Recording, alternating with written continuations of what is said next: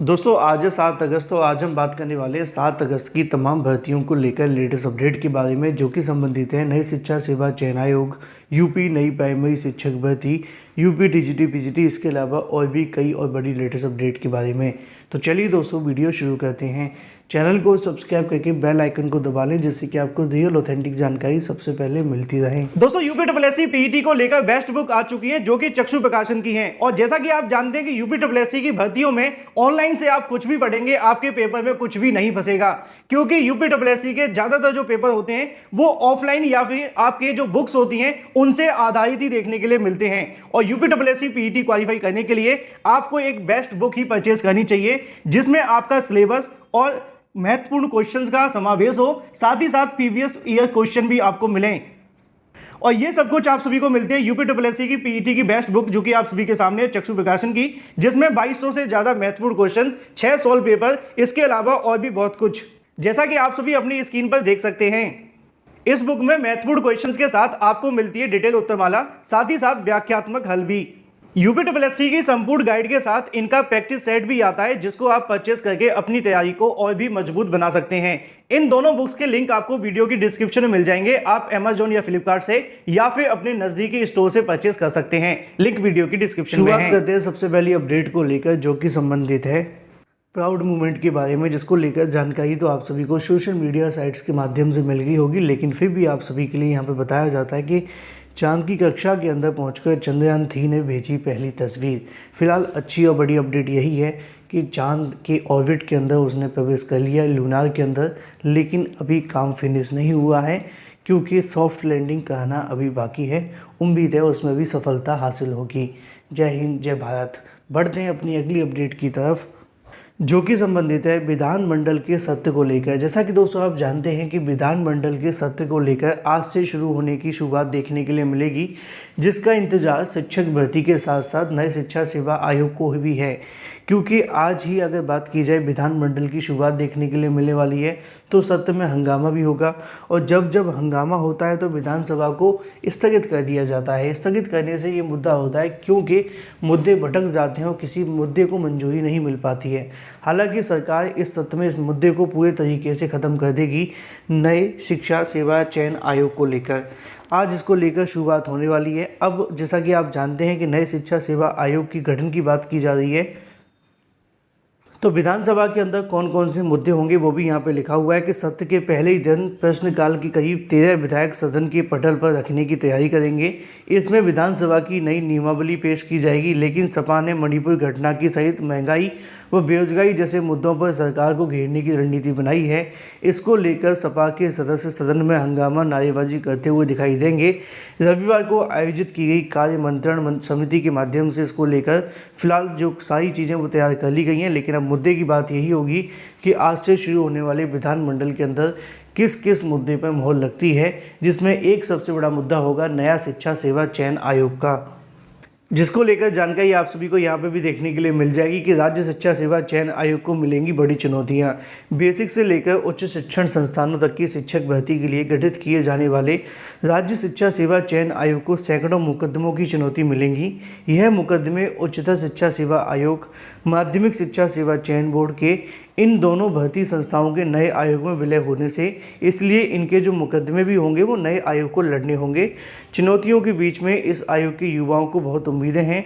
कुछ महीनों पहले ये काम शुरू करेगा। जैसा कि आप जानते हैं कि मुख्यालय चयन बोर्ड के भवन में ही होगा। नए आयोग के गठन को लेकर 2019 से काम चल रहा था, लेकिन इसका प्रारूप तैयार होने के बाद 1 अगस्त को कैबिनेट से मंजूरी मिल चुकी है। इस सप्ताह होने वाली विधानसभा की बैठक यानी कि इसे लाया जाएगा और इसके गठन के साथ ही उच्चतर शिक्षा सेवा चयन आयोग और माध्यमिक शिक्षा सेवा चयन बोर्ड पूरे तरीके से अस्तित्व खत्म हो जाएगा। इन दोनों संस्थाओं में करीब 2 दर्जन कर्मचारी देखने के लिए मिलेंगे। वह सभी नए आयोग में समायोजित किए जाएंगे। इससे ज़्यादा वहाँ पर आउटसोर्सिंग के कर्मचारियों से काम कर रहे उनको नए आयोग में लिया जाएगा या नहीं, ये अभी स्पष्ट नहीं किया गया है। अब देखना ये होगा कि जो 700 से ज़्यादा मामले लंबित हैं उनको किस तरीके से कंप्लीट किया जाता है। क्योंकि नई शिक्षा सेवा चयन आयोग को लेकर आज से शुरू होने जा रहे मानसून सत्र में काफ़ी कुछ देखने के लिए मिलेगा। लेकिन अगर बात की जाए शिक्षक भर्ती को लेकर तो लिखा हुआ है कि शिक्षक भर्ती मांग को लेकर ट्विटर अभियान। शिक्षक भर्ती की मांग को लेकर रविवार को एक बार फिर से टीईटी सीटीईटी उत्तीर्ण अभ्यर्थियों के माध्यम से ट्विटर पर अभियान चलाकर उन्होंने ट्वीट किए, प्रदेश सरकार से मांग की कि शिक्षक भर्ती का विज्ञापन जल्द से जल्द जारी किया जाए। अब तो नए आयोग का गठन भी हो गया है, इसलिए भर्ती प्रक्रिया शुरू की जाए। डीएलएड बीटीसी संघ के अभ्यर्थियों के माध्यम से बताया गया कि पिछले 5 सालों से युवा टेट सीटेट उत्तीर्ण करके बैठे हुए हैं, लेकिन नौकरी नहीं मिल रही है। उन्होंने जानकारी दी कि प्राथमिक में 1 लाख से अधिक टीचर्स के पद खाली हैं। इन पदों पर भर्ती प्रक्रिया शुरू की जाए। ट्विटर अभियान चलाने वाले तमाम अभ्यर्थियों के नाम भी नीचे लिखे हुए हैं। चलिए बात कर लेते हैं अपनी अगली अपडेट के बारे में, जो कि संबंधित है यूपी टीजीटी पीजीटी को लेकर। जैसा कि दोस्तों आप जानते हैं कि यूपी टीजीटी पीजीटी के अंदर बड़ी संख्या में टीचर्स के जो पद हैं वो खाली हैं, जिसको लेकर शिक्षा मंत्री ने जानकारी दी थी कि 16,730 पद टीजीटी और पीजीटी भर्ती के अंदर खाली हैं। हालांकि दोनों को मिला दिया जाए तो ये पदों की संख्या 20,000 हो जाती है। ये तो सिर्फ टीजीटी के ही पद हैं, लेकिन छात्रों ने मांग की कि चलो इसमें से कुछ पद जो हो सकते हैं उनको पुरानी भर्ती के अंदर जोड़ दिया जाए। जैसा कि यहाँ पे लिखा हुआ है कि पुराने विज्ञापनों में नए पदों को शामिल करने का उठा मुद्दा। नीचे लिखा हुआ है कि नई शिक्षा सेवा चयन आयोग के गठन के इंतजार में साल भर से भर्तियां ठप पड़ी हुई हैं। इस दौरान सेवानिवृत्त के बाद शिक्षकों के हजारों पद खाली हुए हैं। प्रतियोगी छात्र चाहते हैं कि पुराने विज्ञापन में नए पदों को शामिल कर लिया जाए, ताकि पूर्व की भर्तियों के लिए जो आवेदन कर चुके अभ्यर्थी हैं उनके चयन के अवसर बढ़ें। अशासकीय माध्यमिक विद्यालय में सहायता प्राप्त सहायक अध्यापक प्रवक्ता भर्ती को लेकर बात की जाए तो 4,163 पदों पर भर्ती का विज्ञापन अगस्त 2022 में आवेदन की प्रक्रिया पूरी हो चुकी है। नए शिक्षा सेवा चयन आयोग के गठन के इंतजार में पिछले 1 साल से भर्ती रुकी हुई है। इसी बीच अशासकीय माध्यमिक विद्यालयों में बड़ी संख्या में पद खाली हुए हैं। ऐसे में कई गुना पद खाली हैं। अभ्यर्थियों का कहना है कि साल भर से ऐसे भर्ती लटकी रही है, तो कम से कम इतना तो किया जा सकता है कि पुरानी भर्तियों के अंदर जो नए पद खाली हुए उन सभी पदों को जोड़कर भर्ती का जो प्रोसेस है वो आगे बढ़ाया जाए, जैसे कि परीक्षा करवाई जाए। इसी तरीके से असिस्टेंट प्रोफेसर भर्ती के अंदर भी देखने के लिए मिला, क्योंकि असिस्टेंट प्रोफेसर भर्ती का विज्ञापन भी पहले जारी कर दिया गया था, परीक्षा देखने के लिए नहीं मिली और इसके अंदर भी बड़ी संख्या में पद खाली हो गए। तो छात्रों की मांग ये है कि पुराने विज्ञापनों के अंदर नए पदों को शामिल कर लिया जाए। आप सहमत हैं कि नहीं, कमेंट करके बताएं।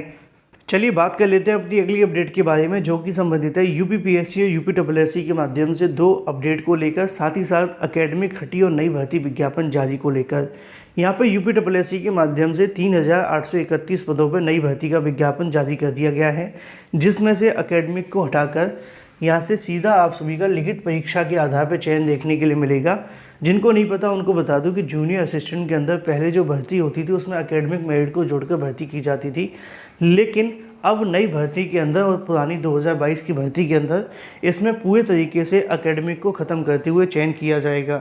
इसमें आवेदन करने के लिए आप सभी के पास में 12th पास होना चाहिए, जैसा कि नीचे लिखा हुआ है। इंटरमीडिएट या इसके समकक्ष आपके पास कुछ है तो आप आवेदन कर सकते हैं। प्लस 18 से लेकर 40 वर्ष की अधिकतम उम्र सीमा भी यहाँ पर है। साथ ही साथ जिन्होंने पीईटी 2022 में आवेदन किया था प्लस उनके पास स्कोर कार्ड है तो आप आवेदन कर सकते हैं। बात कर लेते हैं सहायक अभियंता भर्ती परीक्षा में एक विषय में पूछे गए 5 गलत सवालों के बारे में। उत्तर प्रदेश लोक सेवा आयोग ने कोर्ट के आदेश पर उत्तर कुंजी तो सामने जारी कर दी है, लेकिन उत्तर कुंजी जारी करने के बाद विवाद ये है कि एक विषय के अंदर पूरे के पूरे 5 सवाल गलत देखने के लिए मिले हैं। हाल ही में उत्तर प्रदेश लोक सेवा आयोग के माध्यम से अपने विशेषज्ञों को भी हटाया गया था और उसमें उन्होंने ये जानकारी दी थी कि जो क्वेश्चंस की गलतियां हैं वो अभी भी नहीं सुधर पा रही हैं और ये लगातार पूरे देश के अंदर, पूरे प्रदेश के अंदर जारी है। Thank you for watching this video.